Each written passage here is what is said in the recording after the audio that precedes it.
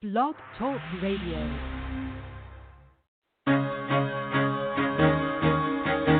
Carol the Coach. Sex, love, and relationships. We talk about it here. Carol the Coach. Compassion with contemporary relevance. I am a psychotherapist. I can be your personal life coach, and I can help you with your issues. There are no problems too small or too big. You can talk about anything. Speaker, columnist, radio TV host, and commentator. Carol the Coach brings messages of wellness and empowerment within reach of everyday people every day. Almost 5 years ago, I lost my soulmate in an accident. He was killed in a plane crash. Life just, for me, has seemed to stop. There are groups all over the city. I teach one. It is a specific way to start thinking so that you shift how you see the world, which then shifts your energy, and then you feel better and you actually see things differently. Carol the Coach. Always available, too, at carolthecoach.com. Now, I've got Russell on the line. I'm 47 years old. I'm a truck driver. I'm married. I have a wife in San Francisco. Okay. I haven't been home in 6 months. My thing is, I don't know if I have a sex addiction or what the problem is. Why do I want what I can't have? And as soon as I can have it, I don't want it anymore. You're right on target when you say, I don't know if I have a sexual addiction. Well, guess what? Yes, you do. And you know what? That's my specialty, Russell, so you're at the right place. Continue. I meet women online, and I'm in a different part of the country. I travel all 48 states, so I love sex. I hear self-esteem issues. You never felt good enough, and you didn't feel like you were getting what you should have then, and you're reenacting that now. Do you want to change that about yourself? You get what you need. I got an interesting email from a person that said, Carol, what happens if I don't want to keep this relationship going? You know, I just did a YouTube on that because when you know what you know, and you know that you just can't do it, there's been too much collateral damage done, whether you're the addict or the partner, then the important thing is to separate with integrity. It's all about your energy. You know, Dr. Sue Morter is going to be talking tonight about your energy. And you know that my number one coaching principle in the world is that we are 100% responsible for our behaviors. And so clearly, one of the things that I believe is so important is that we do life, we show up in life being 100% responsible, and we do it in integrity. So here's what I believe about an addict in good recovery. He or she has incredible integrity. And they're doing the next best thing. They're doing the right thing. They're playing it forward. And they're doing it with empathy. They know that they've caused collateral damage, and they're willing to do whatever it takes to make it better and to help move on. And then if you're a partner and you've tried and you're still rageful or you're angry, upset, and you just can't move past it, then I would encourage you to recognize that this was such an insidious, horrible illness. It was a disorder. It was a compulsion that the addict could not control. And even if he's in good recovery, you can't get over it. And if you cannot get over it, then separate with integrity for the sake of you, the addict, and anybody else that's involved in the problem. I know you never hear me talk about what happens if you divorce, because I want you guys to be together.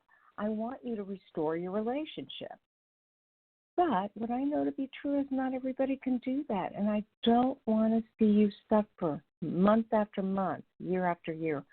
I want you to live your best life. That's, I believe, one of the main reasons that Dr. Sue Morter, my guest tonight, is so impactful in the words and the wisdom that she shares. She just wrote the Energy Codes. It got released March 19th of 2019, and it's the 7-step system to awaken your spirit, heal your body, and live your best life. And she talks about these energy codes that will help to change your life once you start incorporating the principles and practices. And Dr. Sue is from Indianapolis, Indiana. She is somebody that I've long admired as being a thought leader. When I decided to start a local transformational leadership club, we called on Dr. Sue Morter because she was part of the international transformational leadership group. She and Michael Beckworth and Jack Canfield and so many other thought leaders in the world were working together, I think, to both educate themselves, but also to change the world, create a shift in the energy. And they all really experienced something I call heart. They had a heart in their work. And so tonight, she's going to be talking about when you've experienced trauma, how do you move beyond it? How do you manifest the energy you need to create the life you deserve? You know, it's called Living from the Mind versus the Essential Self, and it is quantum physics. It is something that I so much believe in. It's when you work on removing the subconscious blocks towards enlightenment and embodiment. And she has some amazing body exercises to do. A lot of them have to do with breathing and positions, yoga positions, that actually open up the solar plexus for change and for, for what I call reception. And what I mean is that when somebody's been really traumatized, they close up. They don't do a very good job of receiving. And Dr. Sue, through the 7-step system called the energy codes, helps you to open up that physiological system so that you can experience what I believe is a spiritual connection with your higher power so that you can live your best life. Now, many of you know that I have a Your Best Life podcast, and it's all about doing that. And I think it is so very important to be able to find the skills to make your life happen. It's what I think is super important. And so, again, Dr. Sue is an amazing woman. She has taught internationally all over the world. And the Energy Codes offers deep, I'm telling you, deep insights and powerful practical techniques that brilliantly merge the ever-blending worlds of science and spirituality. It's just an amazing book that helps to bridge the realms of science, spirituality, and true personal transformation. And if you've ever heard Patrick Carnes talk, he says that in some ways recovery is a blessing because it allows you to suffer and then to figure out what do you need to do to transform your life.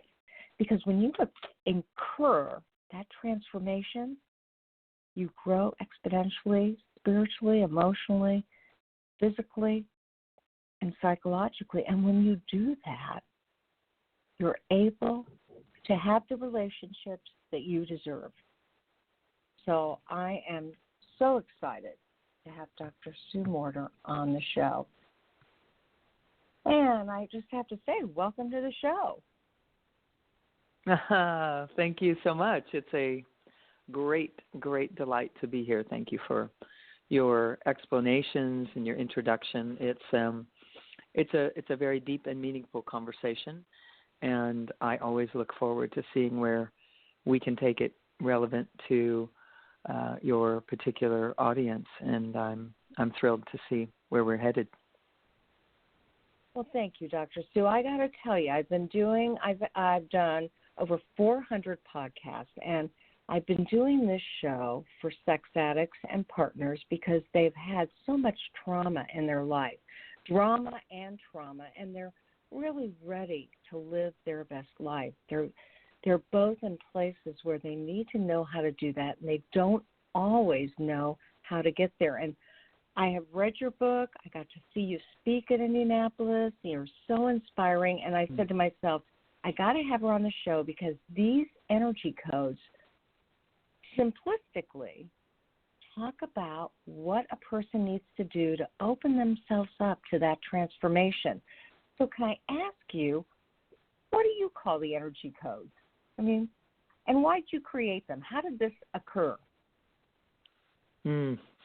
Well, I had an awakening about 19 years ago, and it was very huge. It was actually multidimensional. You know, sometimes we have an aha, and sometimes we have a revelation, and sometimes we get hit between the eyes and realize, wow, it's time to change my life. And those kinds of quickenings, those touch points in our lives, those references that are life-changing are so significant. And I know that most everyone that's plugging into this conversation is either right on the precipice of having that or has had something like that happen in their lives. And for me, it happened in a meditation state where I awakened to the fact that the experience that we are multidimensional spirit beings. And in the place that I was me, but I was not in a physical body. And I could see the earth beneath me about the size of a marble. And I was in this transcendent state. And I was a ray of light, and I could see 360 degrees around me in a brilliant light so bright it was 10 times brighter than the brightest day in the desert I had ever seen. And most importantly, I knew that what was happening is this brilliant light above me was coming through me and was being filtered automatically into a vibrational frequency that we would call love. And it was being breathed through me into the earth. And I knew that this was actually true about all of us in that instant. It was nearly unspeakable. It was so profound. But what I would really love to share with everyone is that the sensation that I felt in that state was that there was absolutely nothing wrong. There was nothing missing. There was nothing broken. There was nothing that was needing to be better or to be improved upon. There was nowhere to go, nothing to accomplish. Everything was fulfilled, completely satiated. Everything was fine, more than fine. It was the most blissful experience that more so than I could have ever imagined. And I knew that this was the true state of all of us, that we are energy, we are spirit beings, and that we're here seeking to live the life as our true selves that is possible here. And we're kind of on an obstacle course that is keeping us from being able to experience that until we can. And so after I had that experience, I knew that I wanted to have that experience as often as I could because of what it did for me. And I had a few things happening in my life at the time that were not as healthy as they needed to be. And instantly, this all changed. I completely shifted my whole way of being. The way I sat down inside of myself shifted. And I began to figure out how to recreate that experience for myself. So I turned my life into a living laboratory. And over the next 10 years, everything was about reproducing this experience for myself and teaching others how to do it.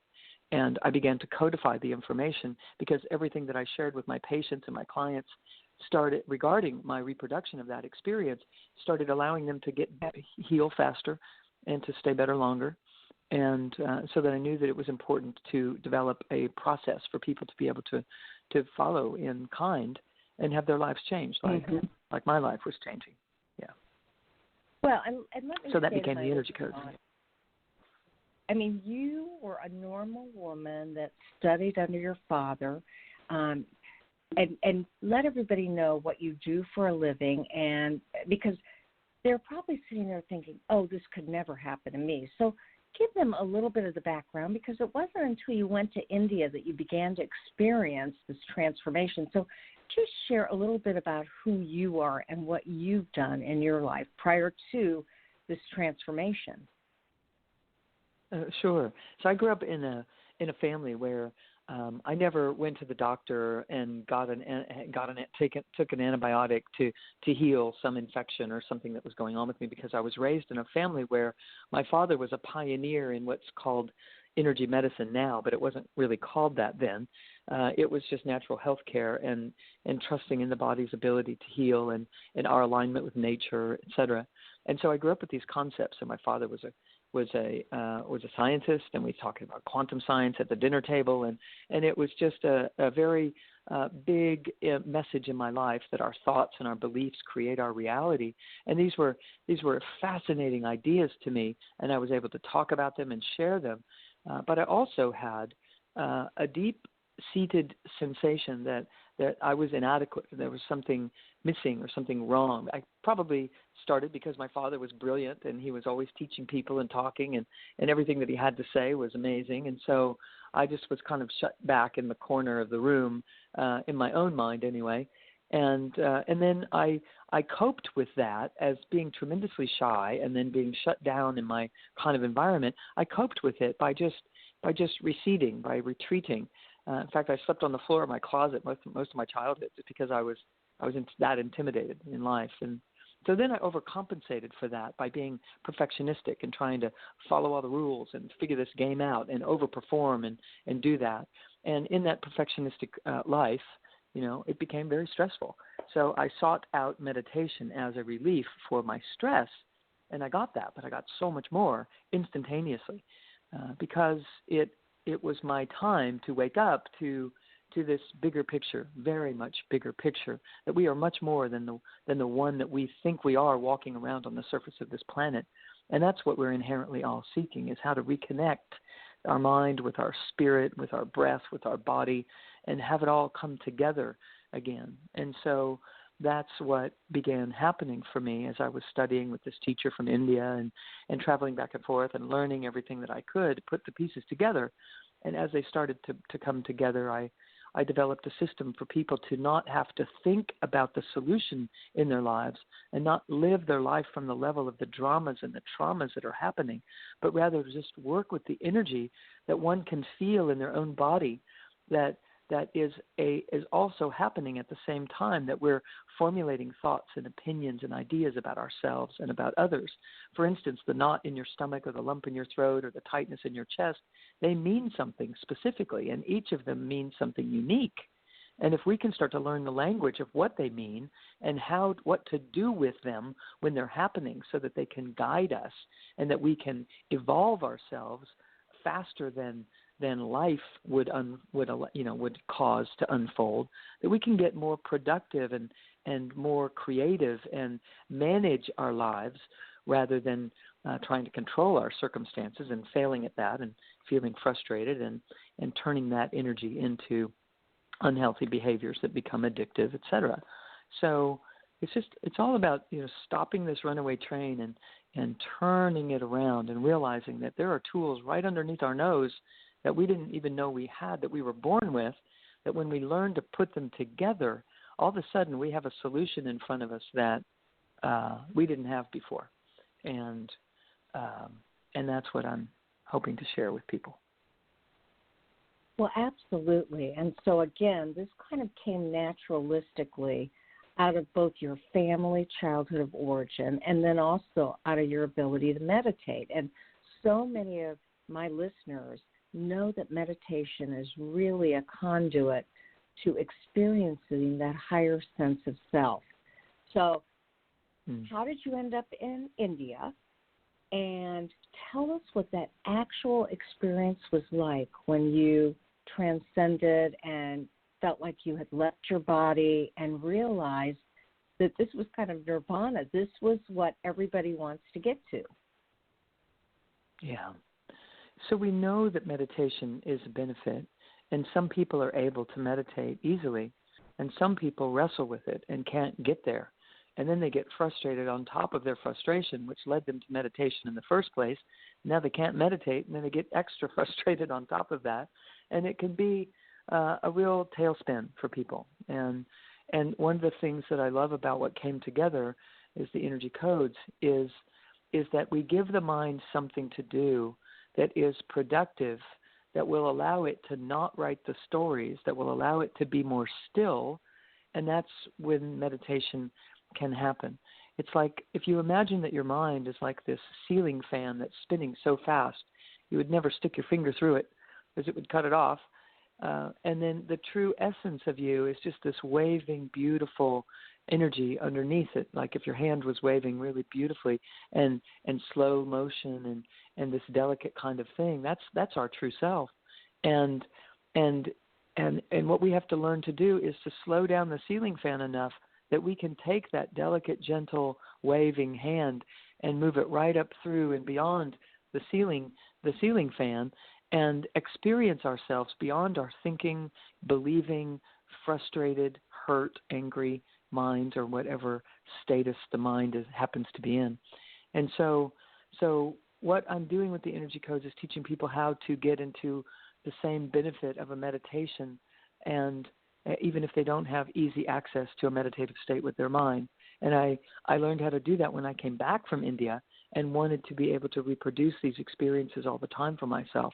It required stilling my mind, slowing down my breath, focusing in my core and my heart and my belly, being present for myself physically in a way that I had never been before and no one ever taught me to do.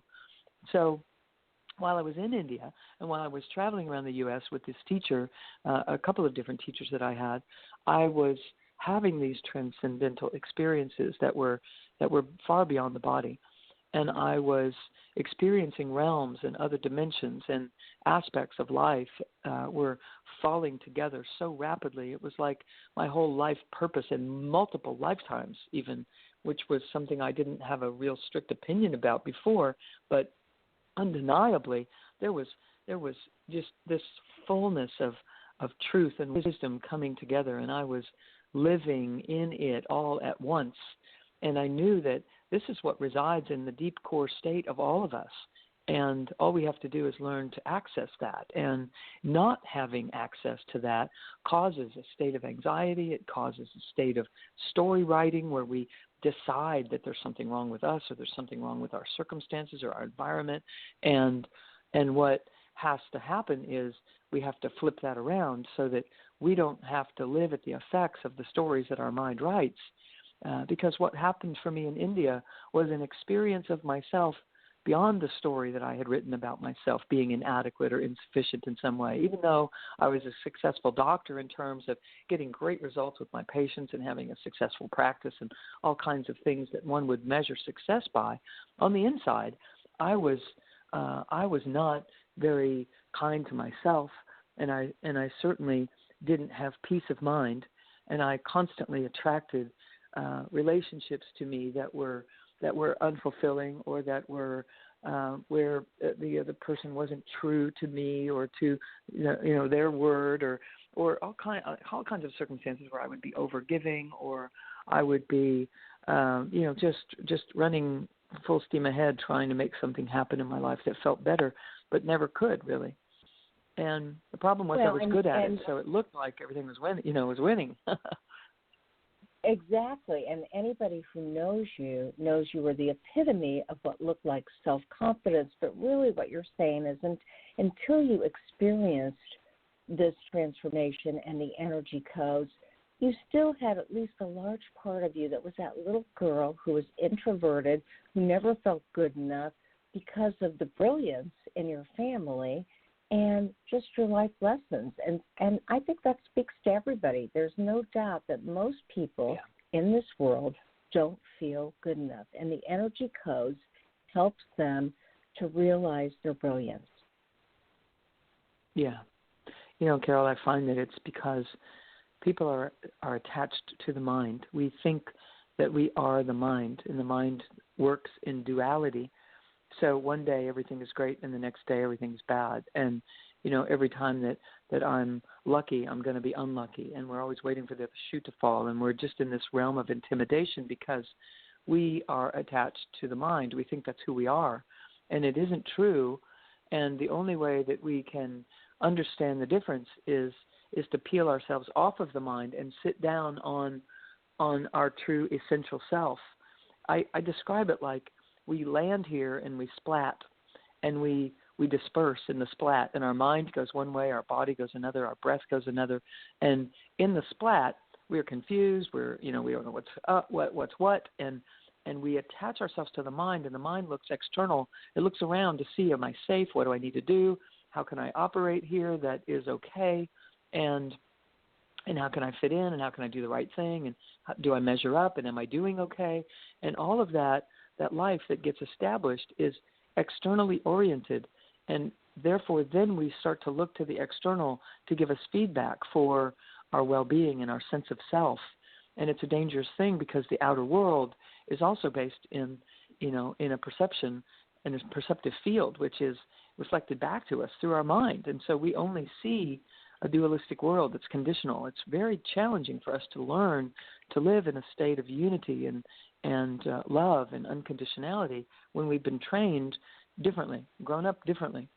So what I'm teaching people to do is to peel themselves off of their identity as the mind and the false self, or what I call the protective personality, and to sit down on top of their essential self again, which is the soulful self. It's the true self, the one that would be gathered back together if the mind and the body and the breath came back together from the splat, and they all merged once again, and now here we sit gathered and collected, and we have a different sense of who we are. We have a different feeling tone automatically, and these things begin to happen just completely naturally as soon as we are turned on to what could be, as soon as we're recognizing what the truth actually is, and that we have access to that, everything begins to change automatically. It's meant to be, but we didn't know about it, and we were doing the best we could, under the other circumstances. Well, and what I really love, obviously, in the first third of the book, you talk about being Daddy's little girl and following him around and really working your practice in a way that very much was similar to your father's practice, and that bond that you had. And then at his death, when you were getting ready to do a presentation, you obviously had gotten some information, and I'm not going to do a spoiler alert, but I couldn't wait to read the reframe on that, because you talked about some real trauma that you experienced when you read about your father's will and his estate and what he left and how he treated the family. And you obviously were able to do what every person wants to do. When something looks like it is negative or it is not working in your favor, we all want to be able to recognize that it has its own internal strength. So I encourage people. I'm talking with Dr. Sue Morter right now, and we're talking about her new book, The Energy Codes. It's a 7-step system to awaken your spirit, heal your body, and live your best life. And what I love about this book is it has steps that you can take to awaken that spirit, and you go into those very succinctly. One of the things that I did was I used my voice memo on my iPhone to record what you said so I could listen to it and practice it as you were going through it. And then I love the narrative that you shared, because you really share yourself as a very raw, personal person that's no different than anybody else. But what I know about you is that you're also very brilliant. And so here's a brilliant woman who shares her own insecurities, the insecurities we all have, the steps to transform and inspire others how to do that, and what that has done for all of your patients all around the world. Now, I want to ask you something here. What do you think of my idea that I record it and then I listen to it so that I can do it? Because I can't ever remember it unless I listen to it while I'm doing it. Yeah, it has been very, very Perfect. helpful. And it's amazing. And so anybody who says I can't do meditation, even though you're talking about chakras and opening up different body parts, you're also talking about meditation and breathing and yoga. You're talking about the real meal deal in a very simplistic way that opens you up to experiences that I want to say very much remind me of transcendental meditation. It's really that gap in between the different spaces. I absolutely love this work. Now, what would you say is the heart of your work? Because you do talk about that in the book, the heart of the work. The main thing that I'm really interested in people getting is that, as I said, there's nothing broken and nothing wrong and nothing missing. And there's a felt sensation of that we could find. And what we have to do is not live at the level of story, but really learn to work with the energy underneath the story at the body level, because the body doesn't lie and it doesn't write a story. It just tells you how you're doing on feeling at peace and feeling your wholeness, or if you're really off track and convinced that something else is true about you. And so we're teaching the mind to find the true you and using the body to do it. Think of it like this, that the soul speaks to the body and the body speaks to the mind, and the mind hasn't been listening. It's been writing a story and telling, it's drama, trauma all the time. And so we're teaching the mind to listen. We're bringing the mind onto the body and allowing the body to show the mind where we need to be living in ourselves more fully, more robustly, where we could sit down inside of ourselves that would lead us to not only healing our issues, but recognizing that those issues are actually part of our own evolution, which is something you were mentioning before I came on to the call this evening, and that they're part of the plan. They're part of our awakening process, and so they're not bad, and they're not something that I have to get rid of. They're something I have to embrace, and it will dissolve as I embrace it. It will become less charged, and then so we heal, but then ultimately we more than heal. We recognize our true magnificent selves. We recognize ourselves as transcendent, multidimensional beings that have great capacity to master life on this earth, that we do not have to drop into our fear-based actions and motivations and act them out, that there is an entirely different way of mastering this life experience. And that's the point of the work, is to stop the runaway train and to turn it around, not only just to get back to where we want to be, but to actually allow ourselves to become more than we ever imagined.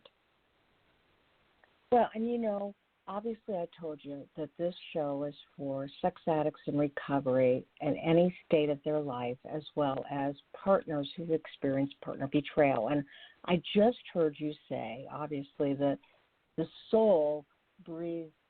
The soul is what is available to us to really know how to navigate our lives. But unfortunately, our thinking, our thoughts, get in the way, and they create their own story. So somebody who's been betrayed or somebody who's been traumatized lives by that story of trauma and drama, and you're saying that this circumvents or bypasses the story. I mean, it gets you back to that original soulful connection, which I call spiritual. I call the intuition. Dr. Sue, I always say that most people make decisions based on their head, their heart, and their gut. What they think, how they feel, their emotions, and what they know, what their gut is. And unfortunately, we keep defaulting to the emotions or the thoughts when we really need to stay connected to the intuition, because that's our spirit, that's our soul, that's our truth. What do you think? 100% agree. In fact, I feel that it's very helpful for people to realize that their true self, who they really are, is the soul, and that they have a mind and a body, we have a tendency to think that we are the mind and that we have a soul or a spirit and a body. And that very misperception, by sitting in the wrong seat, causes us to interpret everything in life from a different perspective than we could if we were sitting in the right seat, in the correct seat. So if we try to listen to spirit, that's a first step. Listen to our gut, our intuition, that's a first step. But ultimately, I'm teaching people to realize that, and this is my point in the book, is that if it's you listening to spirit or intuition, then who are you? You're being identified as the mind in that moment. So you want to be identified as the spirit and train your mind to find you and train your mind to listen to you and to follow you and to trust you. And that is a perspective that we were not raised with. And it is interesting because the indigenous peoples were raised that way. They were raised to be the same as nature. And that is spirit. That is the essence of deep truth, the ultimate truth. And so they were always in ritual and spiritual discourse about taming the mind and training the mind and allowing it to be harnessed and managed so that it doesn't create a runaway train thinking that it's bigger than spirit or better than God or better than how nature would have things be. And so when the indigenous cultures basically got disassembled by a better idea, so it was said, we started generations that were now raised out of touch with this deep truth. But as we know, the truth always prevails, and it's surfacing again into these conversations. So this book is a simple explanation, but of very complex ideas. But I tried to simplify them as much as I possibly could so that people could wrap their minds around it. And then as I was collecting all the information over the years and documenting it and codifying it, that would even become this book, in the middle of my process, or actually about 3/4 of the way through the process, I came upon some sacred texts that the Yoga Sutras, the Upanishads, the Vedas, some of the oldest texts that are written about managing oneself and their consciousness.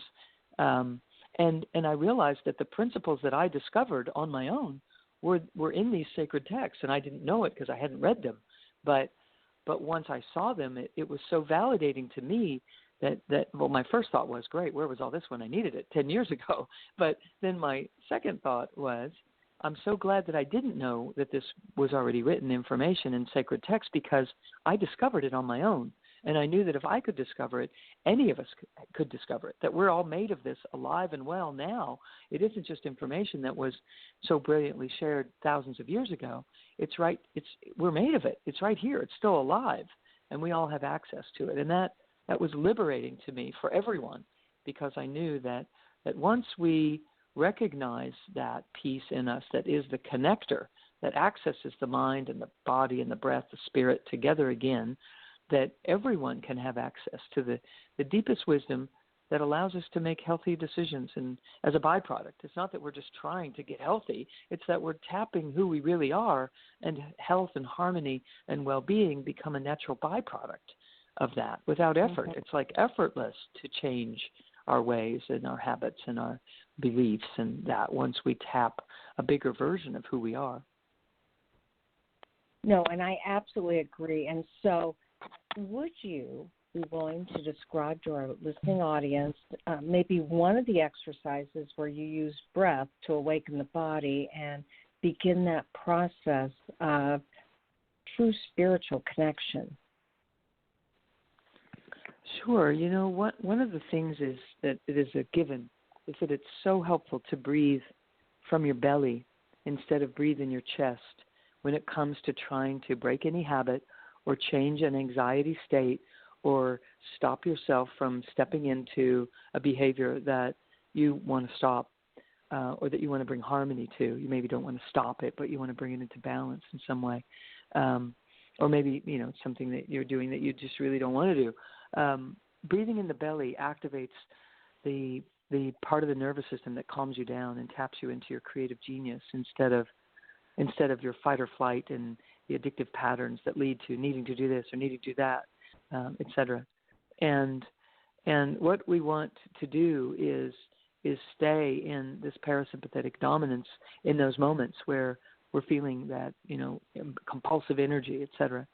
And not only to just breathe in our bellies, but to breathe in our bellies in such a fashion that it allows us to integrate all of the layers of our own consciousness and all of the aspects of our being. And so there is an area, a tube, a channel that runs through the body from the top of the head down through the center of the body and connects to the earth. And it reaches up above the head. And it's this channel that's measurable of energy. It's the highest concentration of neutral energy in the body when it comes to measuring it electromagnetically, et cetera. And if we breathe up and down that central channel, it begins to stir us in a different way than how the personality gets stirred from the outer world. It starts to stir our inner world. So what I have people do is a process of anchoring themselves in the core of their being first, and a term called mula bandha, which you don't have to learn the term. It means root lock, and what it means is pulling your energy from all up in your head down through your throat and your heart and your gut, and anchors you right at the tip of your spine, where there's a tremendous amount of potential energy that remains untapped until we learn how to access it.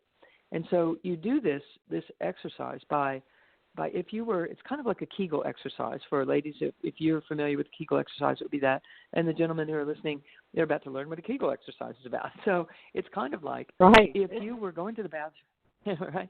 If you were going to the bathroom and you had to stop the stream all of a sudden, and you had to squeeze certain muscles to stop the stream, to stop the flow, you would squeeze these muscles at the base of the perineum, and it would stop the flow. And to squeeze those muscles is basically puts you in the area of the tip of the spine. So it's the base of the pelvic bowl and the perineum, and you squeeze those muscles just like if you were going to have to stop going to the bathroom in an instant, boom, and it pulls a bunch of energy right to an area of the body that doesn't get a lot of energy just in a neutral state. And what it does is it starts to anchor us and ground us to the earth, and it grounds us to our most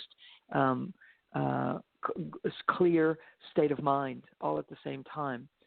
Our basic presence gets to land and root itself, and we feel more secure automatically. So the next time you're upset and you're driving down the road and you're thinking about something or whatever, if you just do this mula bandha, this root lock, you squeeze these muscles, you'll notice that your mind will change automatically just because you're doing that your mind will start to slow down, and that ceiling fan starts to slow down, and the next thing you know, things are working more harmoniously. And then while you're doing that, if you squeeze your shoulder blades together just a little bit, and it will kind of pull you into your heart space. And I don't recommend this next one if you're driving down the road, but whenever you can, if you just are seated and you don't move your head, but you roll your eyes up, there's a tension that you'll feel behind your eyes. And that tension is putting you in a space that you can feel right in the center of your brain. And there's the high brain centers of your most brilliant creativity are right there, along with a lot of other things that can change habits and improve the communication between your conscious and your subconscious. And so it collectively, this behind the eyes thing and the squeezing of your shoulder blades and this root lock at the base of the tip of your spine, if you can get over the next few days practicing doing all three of them together, you start to have a sense of you in your body up and down a channel that would connect all those three places all together. Now, in the book, I teach about more of them. But what you would do then is you take a breath from above your head as if there was a tube that ran right down the center of your brain, the center of your throat, your chest, your belly, tip of your spine, and into the earth. And then it runs all the way back up again. That you take a breath from above your head right down through this channel, and then you exhale from your heart and your belly right down into the earth. And then you take a breath up from the earth, up through this channel, and you let it feel good while you're just imagining this breath like you're going up and down an elevator shaft, that you're actually going up and down this. You're not staying up in your head and imagining it, but you're traveling down through your body as you're inhaling slowly and exhaling slowly. And this central channel breath allows us to cultivate so much more power in the core of our body. And when we are empowered at the core of our body, we do not reach out to addictive patterns and behaviors. We do not reel out of control with writing stories in our minds, and we don't get carried away with some subconscious beliefs that we have about ourselves that aren't true, but they might as well be true because we believe them, and so they affect us in such a manner until they shift because we learn how to build different circuitry in our system. Now, the book is about doing this, but doing so much more about learning how to build the circuitry when you're in a situation and you're upset. Instead of asking, why am I upset, or you're upsetting me, and getting all caught up in the situation, you take your attention to the body and you see, where in the body do I have a charge right now? Wherever that charge is in my body, I'm going to squeeze it back too. So it might be in my throat, might be in my gut, it might be anywhere, up and down this whole central channel of the body. And I'm going to squeeze it and keep breathing up and down this central channel. And what's going to happen is I'm going to build more neurocircuitry eventually, and the book explains how that works. I'm going to build more circuitry to stabilize myself deep in my core so that my inner wisdom and my intuition and my inner knowing is more readily accessible to me all the time because I'm connected. I've connected the dots. It's not these separate worlds. And so there'll be a charge in the body that will tell you where to do that work. The body is totally going to tell the mind what needs to happen next for this to be a success. And it gets to happen. And the next thing you know, a few days, weeks, a few months of this, and you're a different person walking around on the surface of the planet. You don't even know exactly how it happened, except that you stopped allowing the mind to be this runaway train, and you started using the mind to do something much more productive, which is to steward the intuitive. Lastly, I'll say that Einstein said that we were given this beautiful gift of the intuitive, and we were given this rational mind that's supposed to act as its loyal servant. And we've created a culture that honors the servant instead of the gift. And that means that this is exactly what we're doing, that we're learning how to honor the gift instead of making it all about our minds and our beliefs and believing our beliefs and acting as if they're true, that we just take this in another direction. And the next thing we know, the universe, the world, life is working in our favor in a way that we never noticed before. And things start to change one breath at a time. Yeah, you live by certain principles, and I just wanted to discuss some of the most important principles for our listening audience because it's so empowering as well as enlightening. You believe that everything is energy. You said that earlier. You said we're all vibrational energy. I 100% believe that. And I'll tell you, one of my very favorite books is by Wayne Dyer called There's a Spiritual Solution to Every Problem. And it really goes into that vibrational energy. And you said your life is a reflection of your energy. And so obviously, when we get caught up in our thoughts, when people have been traumatized and they no longer see their own brilliance or greatness and they believe that they are damaged or they're the receptacles for pain, they're not going to be able to live out their best life. And you and I both believe, I'm a coach and a mental health therapist, you're a doctor, and we both believe that we're 100% responsible for our behaviors and that we have a role in creating our own life. So you in this book, again, the energy codes, the 7-step system to awakening your spirit, heal your body, and live your best life, teaches people how to disperse that energy and how to find their life-changing benefits from their own core, or what you call the central channel. So talk a little bit about that. That central channel is truly the core of who we are, correct? Yes. Quantum science is showing us that the energy at the core is like this grand neutrality, that we are this, at our core, we are just pure spirit. It's like just this divine state of unconditionality and pure presence. And so as we learn to recede our senses, to pull them in to our core instead of always directing them to the outer world, we begin to use our 5 senses in a different way.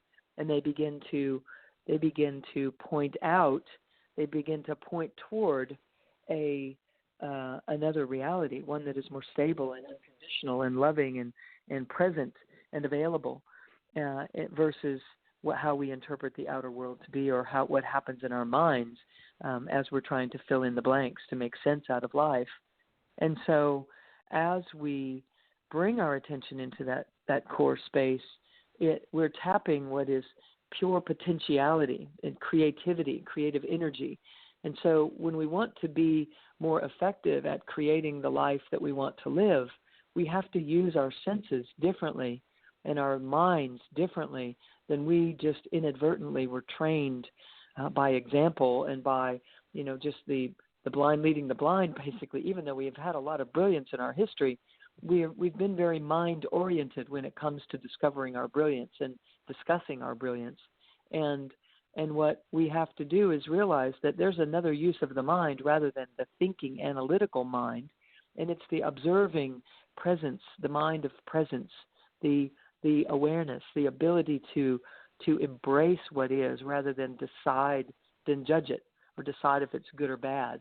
And when we can develop that part of us to a greater degree, and this is the spiritual solution that Wayne Dyer was speaking about, is that when we can tap the spirit of our beingness, the most refined, fine, subtle aspect of who we are, when we can tap that with our mind and realize not only do we have access to that, it's actually who we really are, then we start to use our senses differently. We use our observing mind differently. We draw different conclusions about who we are and what we need to do and what's going on in a different way that allows us to make better, stronger, more holistic decisions for ourselves and take different actions. And so it becomes easier to create the life that we want to live because we're using different information to make our decisions. We're basing our perceptions on different information because we're tapping this grand neutrality, this beautiful truth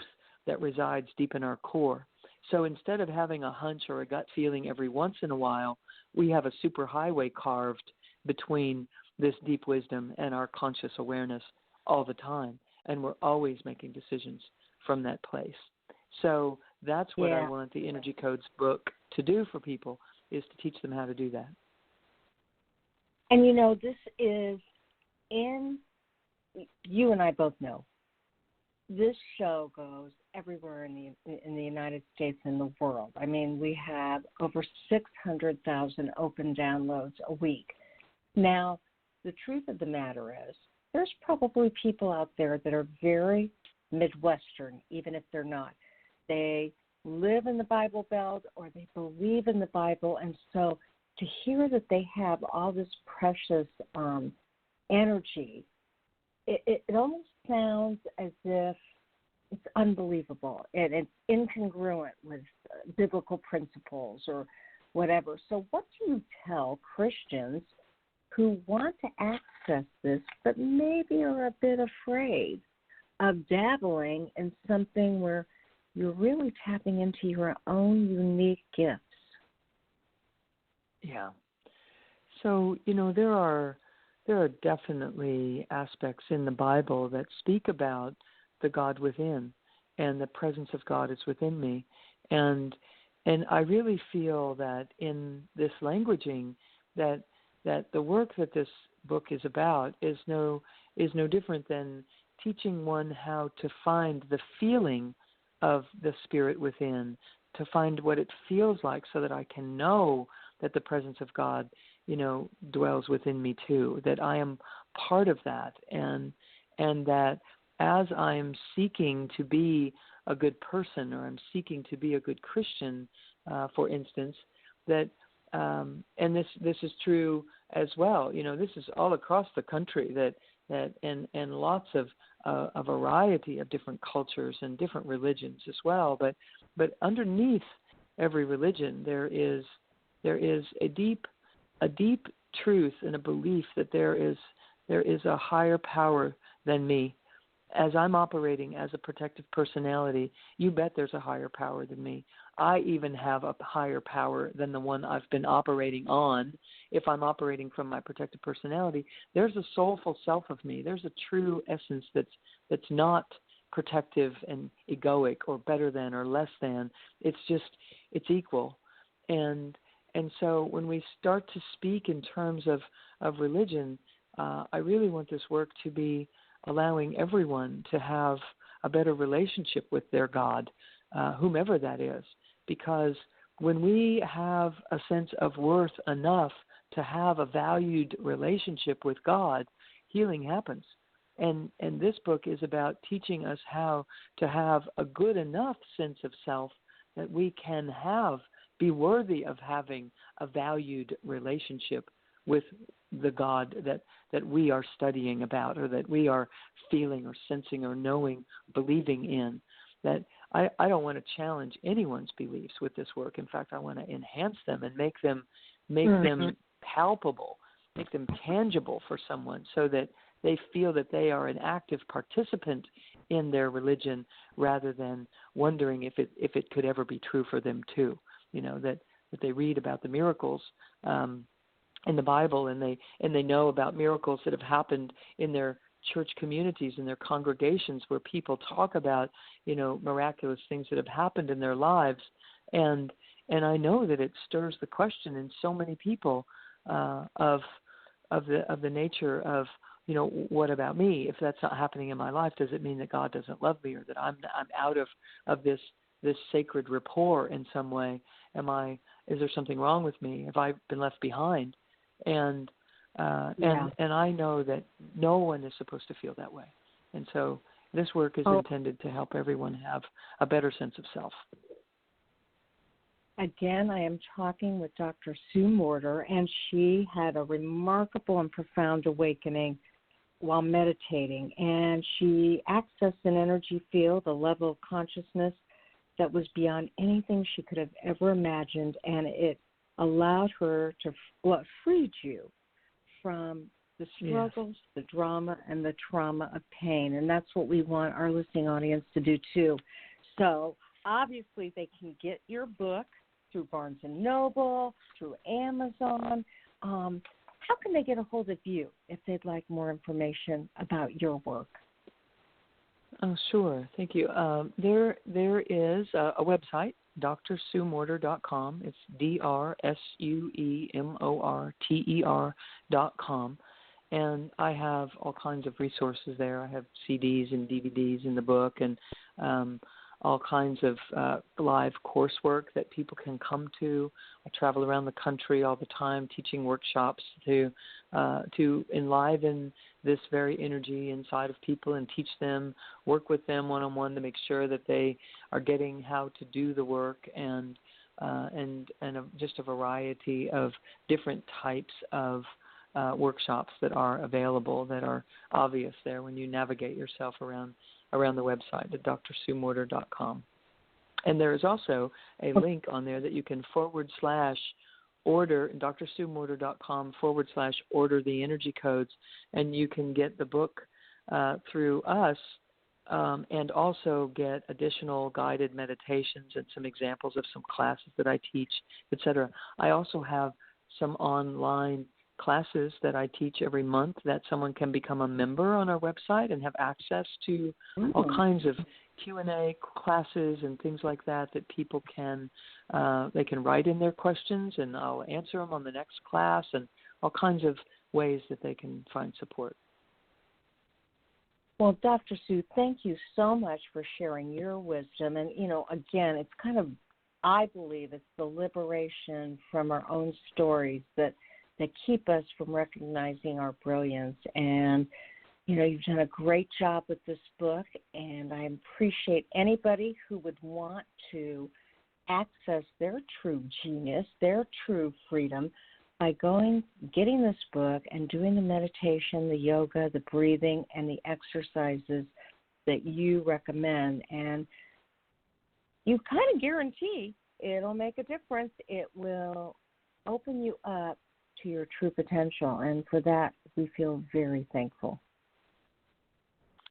It is my honor and my pleasure. I feel like this was the greatest gift that ever happened in my life. This opening, this awakening, and the integration of it has been another wave of grace through my life. And being able to codify it and then put it into a book and have it be as well received as it has been is just a dream come true for me, because I know the difference that it has made for myself and my patients and clients, and now for it to be available to help other people in this form is just another great blessing in my life. And thank you, Carol, for what you're doing to bring these kinds of conversations to people across the area, to be able to access a greater truth of themselves and a better life. And it's such important work that you're doing to allow people to have an access point to stabilize themselves and get a different orientation happening so that they can awaken to the life that they're truly intended. And I'm just blessed to be a part of that with you. Well, thank you so much, and keep us posted. Let us know what other courses and what other opportunities there are for our listening audience. Really appreciate you, and wish you well. Namaste. Thank you. Likewise. Namaste. Take care. So, again, that was Dr. Sue Morter, who has just really created these energy codes to help awaken your spirit, heal your body, and live your best life. And she does so. I got to tell you, I mean, when you first begin to read the exercises, if you're not familiar with yoga or you don't do meditation, it may seem a little mind-boggling, but she does this book in such a way that she breaks it down step by step. You already heard me say, since I like to listen, I actually have recorded her instructions, and then when I lay there and I follow her posture and her positions and I do my breathing, I exponentially feel an awareness that I've never felt before. And I do, for the third time, believe that we are 100% responsible for changing the trajectory of our life and actualizing our potential and realizing our greatness. And you've had a lot of trauma and drama that has occurred in yours, and you have the capability of changing your life. And so that's why I had Dr. Sue on, because she's an amazing person, and she's got lots and lots of gifts that she gives you in this book. And you just heard, you can go to her website and find out all sorts of other online courses and free gifts that she gives you, because she really wants so badly to see you change your life by changing your energy. Okay, I am Carol Jorgensen-Sheets, a.k.a. Carol the Coach, and I'll see you for more mind, body, and spirit work next week on Sex Health with Carol the Coach. Make it a great one. And as I say at the end of every show, there will only be one of you at all times, so fearlessly have the courage to be yourself. Till next time.